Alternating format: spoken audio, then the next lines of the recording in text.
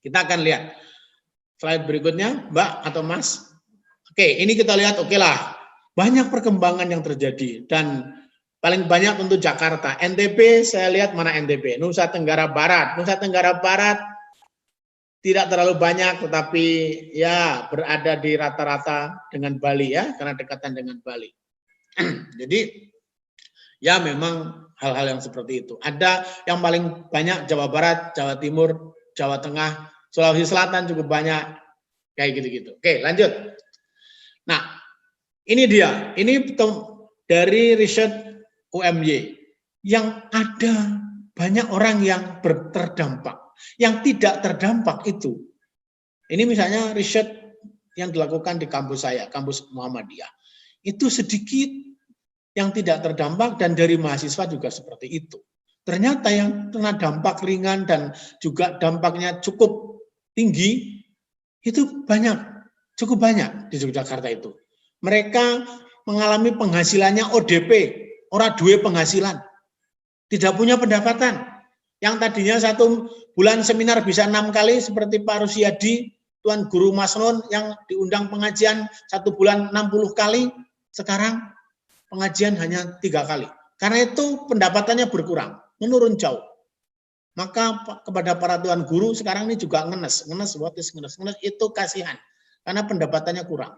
Nah kalau yang tidak Tuan Guru seperti saya menjadi ODP, orang duwe pendapatan, tidak punya pendapatan, kecuali dari gaji. Gitu loh. Itu betul-betul terjadi. Lalu apakah kita dengan melihat orang yang terdampak macam-macam, karena kita juga tidak tahu apakah kita itu ada apa tidak, akan semena-mena, itu kita menurut saya tidak beriman. Akan menyebarkan penyakit walaupun kita tidak tahu, sehingga orang lain mengalami tidak punya penghasilan dan segala macam, maka kita dengan enak mengatakan, saya orang yang percaya kepada Allah. Menurut saya ini bagian orang yang menyombongkan diri dan tidak beriman. Oke lanjut. Saya ingin lihat apa yang dilakukan Muhammadiyah. Lanjut sedikit. Yang dilakukan Muhammadiyah terkait dengan itu. Ini. Di PKO Muhammadiyah itu menerima orang yang menjadi pasien dalam bantuan. Yang PDP itu seperti itu. Banyak sekali. Sampai babak belur. Untung Muhammadiyah punya PKO. Dan itu artinya apa? Merepotkan orang lain. Banyak para tenaga kesehatan yang tidak bisa tidur, yang tidak bisa ini dan itu, mengurus orang yang sakit karena COVID, tetapi pulang ke kampung halamannya tidak boleh, mati diusir. Ini menjadi masalah, gitu. Nah, oke lanjut. Ini soal yang nah ini kita lihat. Perguruan tinggi Muhammadiyah berusaha untuk merespon di dalam 32 perguruan tinggi. Ini datanya agak lama, tapi sampai sekarang inilah perguruan tinggi yang kemudian menjadi basis untuk membantu orang yang terkena COVID. Tentu belum maksimal.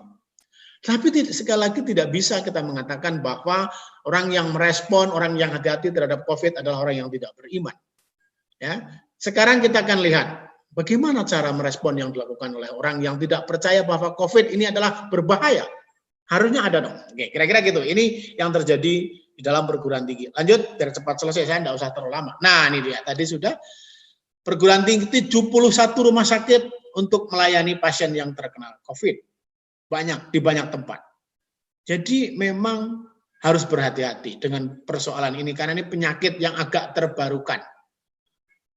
Vaksinnya belum ditemukan, orang yang terkena sekarang menjalar yaitu tidak ada gejala tapi tiba menular, lalu bahkan ini ada informasi yang saya dapatkan, ada di malam dan tadi pagi, ternyata dianggap nanti COVID ini akan menular dari tatapan mata. Coba bayangkan. Kalau kemarin itu dari busa atau cairan air atau glukose yang ada dalam mata dan segala macam, ini besok akan dari tatapan mata.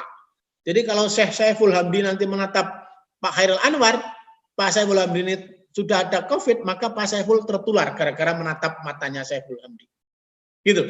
Ini menjadi berbahaya sekali. Mudah-mudahan ini palsu, mudah-mudahan, gitu ya. Tapi kalau ya kan mengerikan sekali.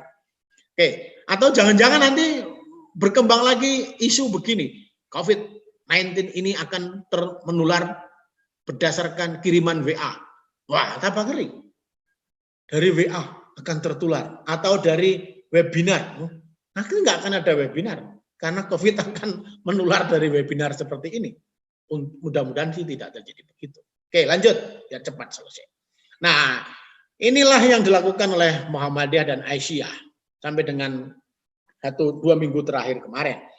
Jadi ya yang bisa dilakukan sederhana sekali, hanya dan ini pun sesuatu yang menurut saya sangat bermanfaat. Tentu sudah dilakukan oleh NW, dilakukan oleh NU, dilakukan oleh Al-Wasliyah dan yang lain-lain. Nah, begini-begini.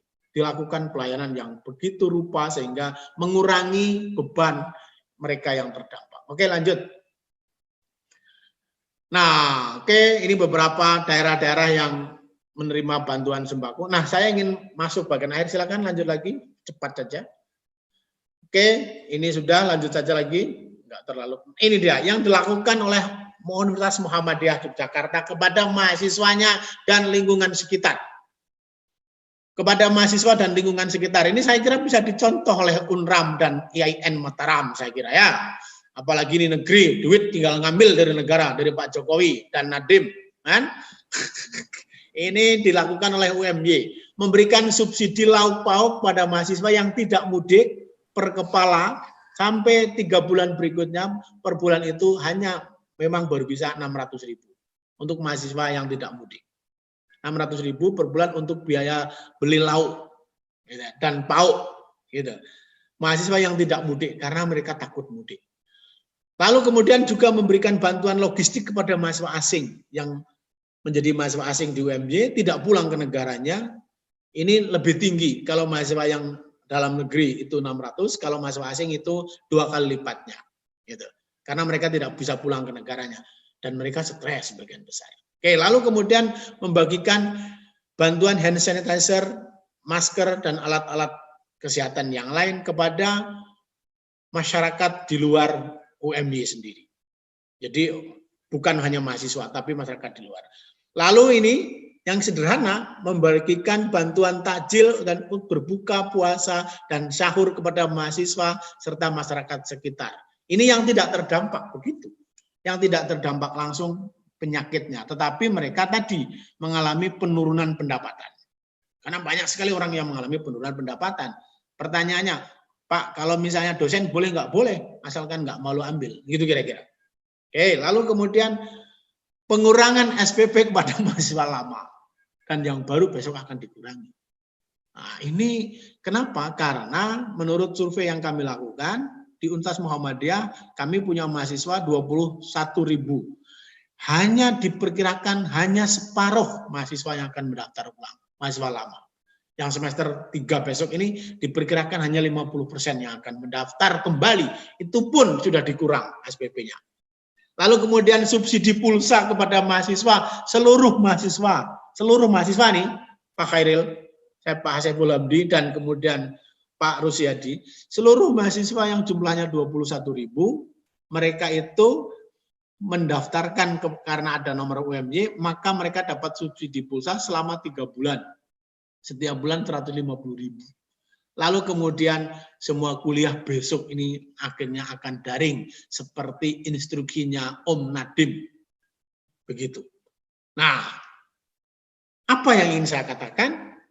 COVID-19 ini adalah sebuah penyakit yang berbahaya dan berdampak sangat luas. Karena itu kita tidak boleh main-main dalam respon. Tidak boleh sombong dalam respon. Kita tidak boleh hanya mengatakan, hanya Allah yang tahu mati. Maka kita tidak usah takut mati. Memangnya yang merespon tidak takut mati dan tidak akan mati juga. Memangnya kita tahu siapa yang akan kena dan tidak akan kena, dan kapan mati serta kapan tidak mati, kita tidak tahu. Karena itu kita berhati-hati jauh lebih baik. Dan Muhammadiyah untuk Idul Fitri besok memberikan instruksi surat edaran nomor 4 tahun 2020, tidak usah menyelenggarakan Idul Fitri di lapangan ataupun banyak orang. Silahkan selenggarakan di rumah dengan orang-orang yang sehat walafiat. Begitu, terima kasih. Assalamualaikum warahmatullahi wabarakatuh. Waalaikumsalam warahmatullahi wabarakatuh. Luar biasa.